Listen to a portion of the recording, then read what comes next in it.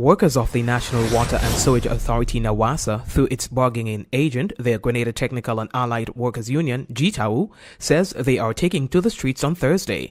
This time, several major companies will be involved, including GRENLEC, the Grenada Ports Authority, Grenada Airports Authority, and the Grenada Bus Terminus. This, the union says, is as a result of NAWASA's refusal to make all contract workers permanent from their first date of employment. Technical and Allied Workers Union will be calling out the following workplaces in solidarity with the NAWASA workers. GRENLEC, mainly the transmission and distribution department. We are very responsible, and therefore we are not interfering for the moment with the generation department. Grenada Airports Authority, for the moment, because of our level of responsibility again, we will not be, for the moment, interfering with the air traffic control. We would not be interfering with the security, and we will not be interfering with the Met Office.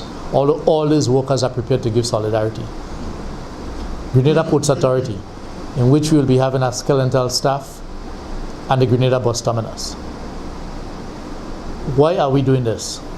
We want to demonstrate to the public that this is not a fight to make life hard for the public, but this is a fight that is designed for one simple thing: to treat the NAWASA contract workers with dignity and respect.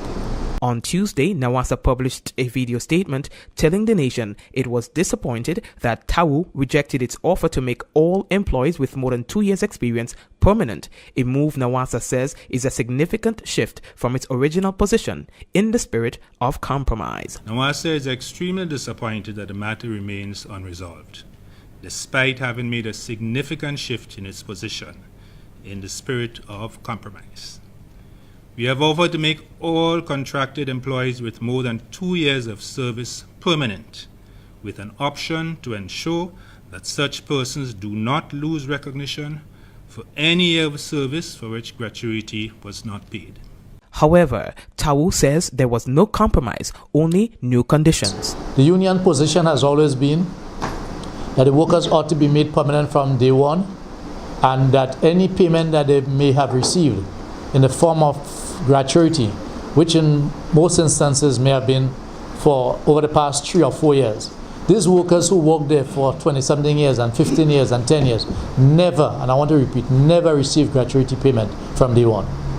We have said that in the case where you made any gratuity payment, any pension that is due to that worker, when that worker is leaving, it shall be deducted. NAWASA has rejected this. NAWASA has also put on the table that in order to give the contract workers that they intend to make permanent pension, the union has to give up the pensionable rights of the workers who have already retired. In the collective agreement, all retirees from NAWASA over the past probably 8 or 10 years, the pension would increase every year or every time there is a negotiated increase from the union. The company is saying that one of the conditions for making these workers permanent and putting them on the pension plan is that we must give up the rights of the workers who are already retired, something that we have in the collective agreement. And the workers have said quite strongly and soundly, and we have said that we cannot do this. So when NAWASA speaks about compromise, there's absolutely no compromise. What they are doing is to put new conditions on the table. Now that negotiations is deadlocked, TAWU says its machinery is oiled and they are ready to flood the streets of St. George's. For Mikey Live News, I am Mikey Hutchinson.